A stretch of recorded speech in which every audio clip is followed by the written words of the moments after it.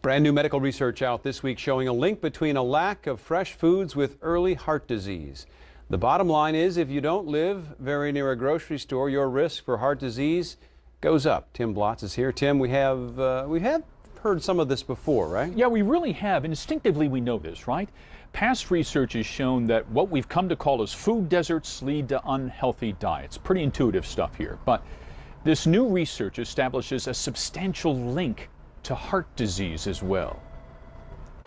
The key is fresh foods. New research in the journal Circulation found that healthy food stores within 1 mile of a person's home reduce the progression of hardening of the arteries around the heart. Unfortunately, this is a really big problem in Minnesota.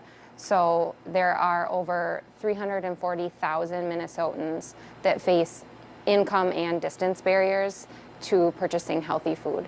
That's a ton of our neighbors here in Minnesota. Leah Gardner of the American Heart Association says it presents a big threat to rural Minnesota. A new study by the Minneapolis Federal Reserve Bank and Wilder Research found about 30% of the state has low retail access to healthy foods. We are losing grocery stores, especially in rural Minnesota.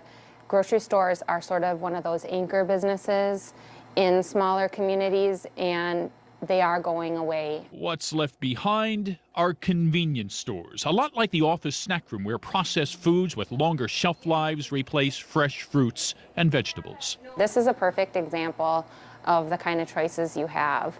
There's a few really limited options in terms of fresh foods, probably not that affordable, and it's not something that you can really put a healthy meal together for a family. Healthy meals that require healthy foods. So I think it really calls us to action, that if we want to prevent health situations, we have to get in front of that in the everyday choices that people are able to make, including having access to healthy food.